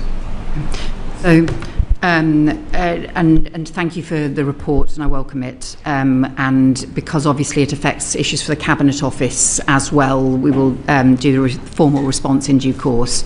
I think we would not I don't think it would be right to have a veto for the committee. There's lots of appointments that select committees have scrutiny over, where they make recommendations, including some very transparent recommendations and reports, but do not have a veto, because ultimately the government has to take responsibility rather than have the cross-party committee take the final judgment. I don't think that would be right in terms of an appointment, and there's lots of areas where that is the case.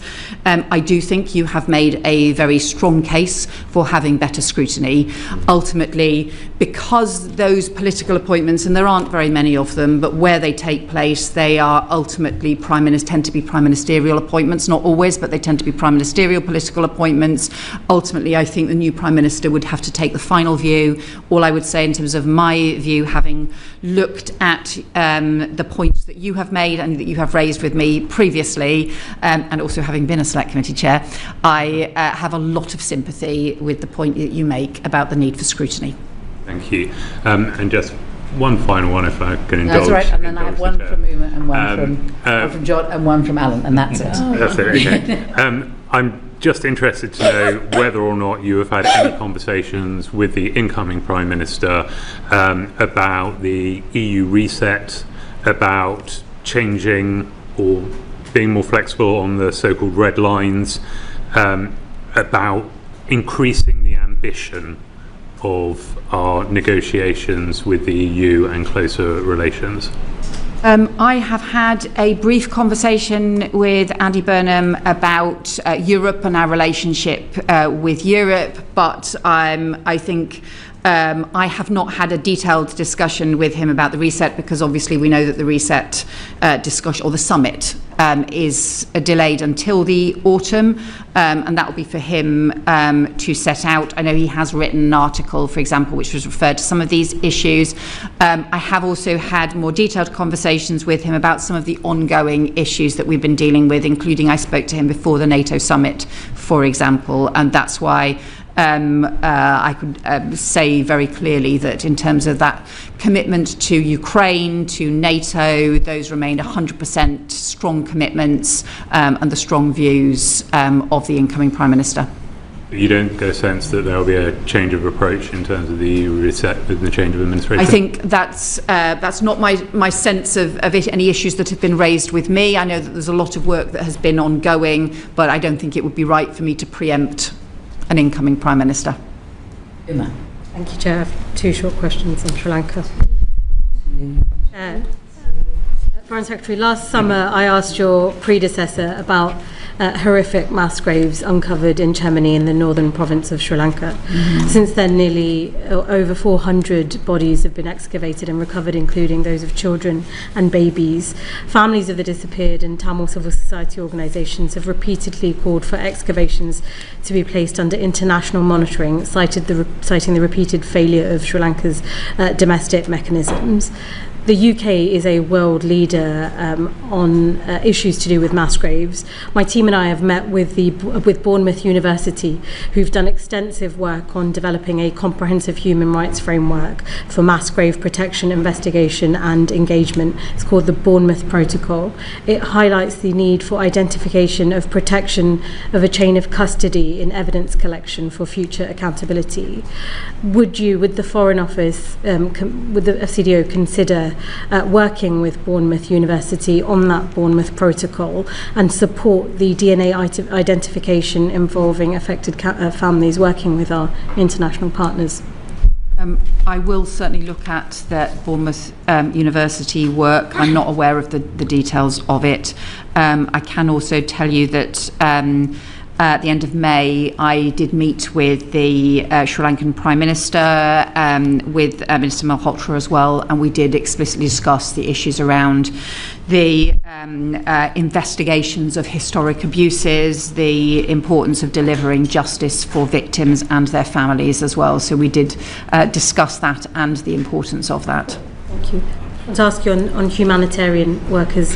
20 years ago, in August 2006, 17 members of Action Against Hunger were executed in their office in Muthur in Sri Lanka. They were clearly identified as humanitarian workers via their clothing. There's compelling evidence pointing to the likely responsibility of Sri Lankan security forces. The UN High Commission for Human Rights and the Sri Lankan Monitoring Mission and other NGOs have concluded that the massacre was also subject to attempts of concealment by the authorities. The absence of justice for the families of these aid workers and the impact on aid workers around the world and conflict zones around the world is being met with impunity. Can I ask whether your department have raised this specific case with the Sri Lankan government, and if not, would you join Action Against Hunger in their calls to ask for justice here? I don't know whether we have raised that individual case, and let me check, because obviously we have the diplomatic engagement at every level, so let me get back to you on that. We certainly raised the broader issues around the need for accountability for the detailed investigations, because it becomes part of effectively a truth and reconciliation process that is critical, but I will follow up on that individual case. Thank you. Thank you. As a Scottish MP, I'm very proud we have an FCDO outpost in East Kilbride, but there is some concern there about the restructure, and particular concern about the timing of the announcement of jobs or job cuts during Scottish and English school summer holidays. Unions are also concerned to say that we may not be following Cabinet Office redundancy principles. Can I just ask, maybe it's for the Permanent Secretary, are you following Cabinet Office redundancy principles? What's your commitment to East Kilbride? What will the footprint look like, and when will you communicate those decisions to staff there? My HR team are very clear that, to their mind, they are following closely the Cabinet Office protocols and principles. On East Kilbride, look, we've got an enduring commitment to Scotland, we've got an enduring commitment to East Kilbride. I have made a personal effort of mine during this restructuring to make sure that the job applications that have been put in are very clearly not saying London-only jobs, so that we're opening up the jobs throughout the whole of the network so people could do the jobs anywhere. And once the restructuring is over and people are in jobs, we're going to come back to this question of what are the long-term roles that we could put up into Scotland. So we will come back to that after the restructuring. Thank you very much. Thank you, Chair. Finally, 18 months ago, I raised with the then Permanent Secretary the issue of children of UK diplomats who are posted overseas being unable to access the student loan system. Sir Ollie Robbins said that although only a small number were affected, he recognised it was causing huge distress, and in his words, it must be sorted out. 2 weeks ago, I met a diplomat on an overseas posting who told me that it was still a huge problem and that it hadn't been sorted out. Can you say if action is being taken to resolve this? Let me just say I feel very strongly about this. I think this is totally unfair on our diplomats who work for the United Kingdom, and they serve abroad in order to support all of us, and they do a job on behalf of all of us, and their children should be treated fairly in exactly the same way in the university system. So I feel very strongly about this. There have been different legal discussions about the frameworks and things across government, but my position remains very strong that they should be treated in the same way and fairly as other people, as if they had been doing a posting here in the UK. They could just as easily have been working in the Foreign Office in King's Charles Street, or they could have been working in any of our embassies across the world. Yeah, I very much agree with that. It does cause real distress, and we are seeing that. And the trouble with it is inconsistent. In some cases, people are... It's great to hear you both saying that it's deeply unfair, but is it actually going to be changed? So what is being discussed is a legislative change to protect Crown servants from being charged being denied student finance. So that is currently being discussed between us and the Department of Education. We are continuing to have a conversation with the Department of Education about what the implied costs of that would be, who would pay for those costs, and what are the future liabilities. So that conversation is happening. What does it mean, though, for the current children? I mean, so kids at university now, or kids at university next year, will they need to pay the full amount? Will they get reimbursed? Well, we are supporting people who are facing this with the examples of cases where other diplomats have been successful in terms of what information they provided to the student loan finance body, and to try and support them in that application. But ultimately, I hope that they won't be denied finance, because ultimately they won't be going to go to university. So we're making representations. We're making representations on behalf of individual cases to try and get them resolved. So we're doing that on a case-by-case basis. We want some blankets, some kind of overarching safeguards, because this should not be coming up for anybody. No. Frankly, personally, I think it is totally bonkers. I think it's a bonkers interpretation of what's going on. Yeah. So if you want to make a very loud noise about this as well, please, by all means do, because I just think it is completely unfair on our diplomats and on their kids who deserve the same chances at university as everybody else. Well, thank you. Thank you. And can I just say thank you very much to both of you for coming before us. We really appreciate it. I know that you've undertaken to write to us on several points, so we look forward to hearing from that. And if there's something which occurs to you in the meantime, then please send that to us as soon as possible. Thank you very much. Thank you. Order.